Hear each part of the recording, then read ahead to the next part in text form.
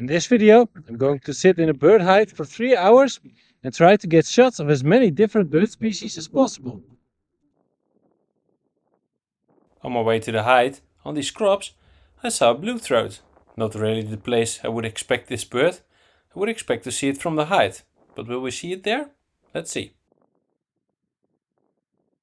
This hide is notorious for being very crowded often. So my plan was to go on a Monday just before dinner time. So hopefully the people who are there are going home for dinner. And then after dinner maybe some new people will come. But I have a good spot so I can get some shots of the birds. Let's see if my plan works out.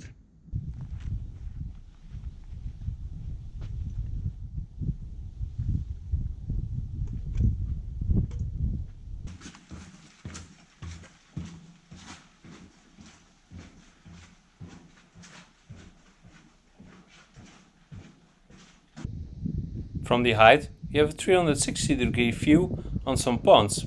The only drawback is you have a high point of view. The first species I laid eyes on was this juvenile great crested grebe. This little grebe, however, dove right under, never to be seen again. And I also saw a couple of preening great white egrets, a species that gets more and more common in spring and summer. On the far end of one of the ponds, there was a group of common crane and spoonbills.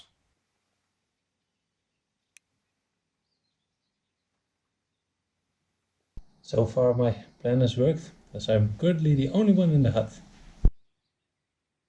Then I found one of the whooper swans, a species that has started breeding in the Netherlands in 2006, and slowly but surely the breeding population increases.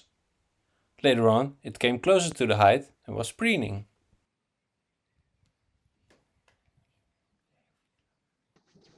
Sadly, it didn't take long before other birders started arriving in the hide.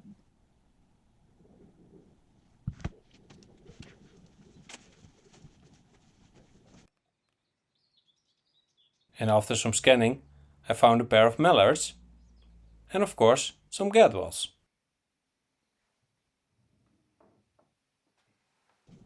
I was constantly scanning the reeds for my main target for the evening, the little bittern, which was found a week prior and seen irregularly.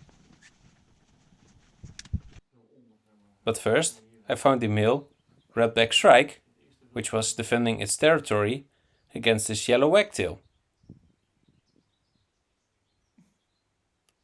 Later on it came a little bit closer to the hide and was feeding on a dragonfly, something I haven't seen before.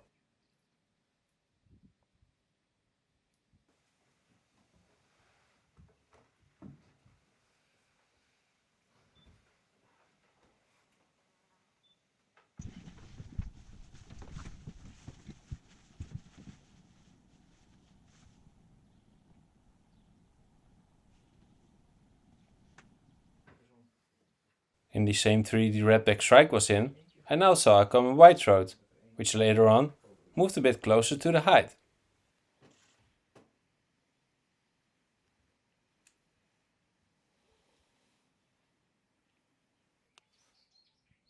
Also close to the hide sat this white wagtail, which was preening. And right next to it, on the photography hide which you can rent, sat this European grass snake.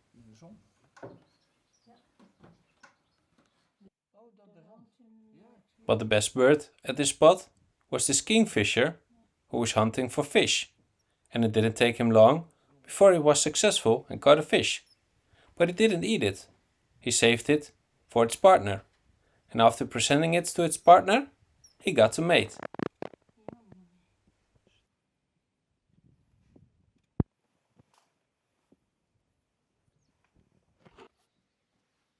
A difficult species to film in these shrubs was this European reed warbler.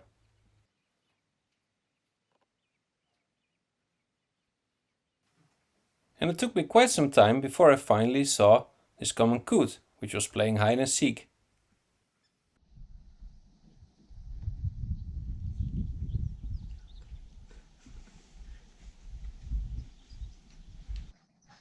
It was now getting crowdier and crowdier in the hide, but I saw some common terns flying by, of which I hoped they would land in the trees surrounding the height so I could film them.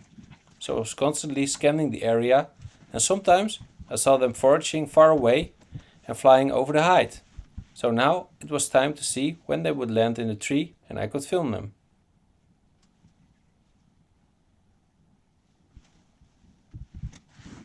But sadly, they didn't seem to want to land on one of the trees close to the height.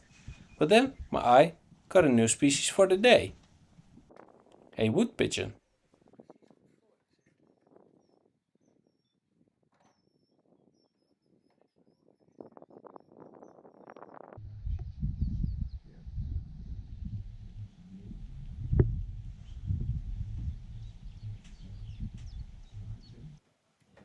After seeing many great white egrets, finally a grey heron came flying in.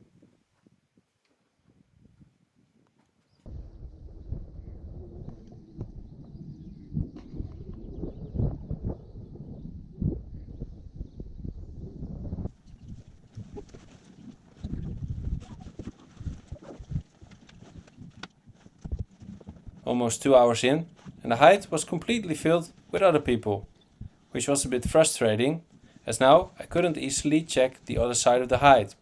So I stick to the window I was looking at in the hope the terns would finally come and sit in the trees. But then, finally, 2 common terns landed in the tree right before me. Gave me great views.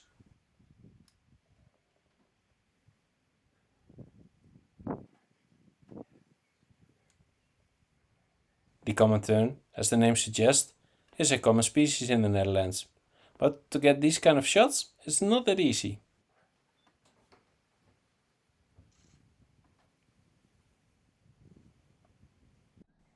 After 2.5 hours, I was fed up with the crowd and decided to go to the nearby lake, where I didn't see any new species and decided to go home. But stick with me, as we aren't done yet with birding in the province of Drenthe. So, now we are at the Drentse A for a Blyth reed warbler, a skilky bird that is notoriously difficult to see, let alone photograph or film. But when it was reported this morning, it was found by Christian Teule, he had some great pictures of the bird all in the open, so I had to give that bird a try.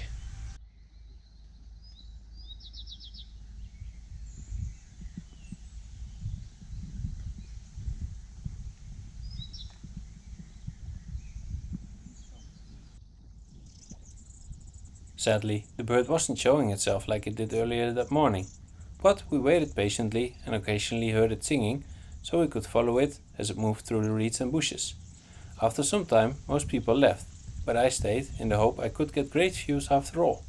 And after half an hour, just before a rain shower, the bird popped up and started singing in a blackberry bush.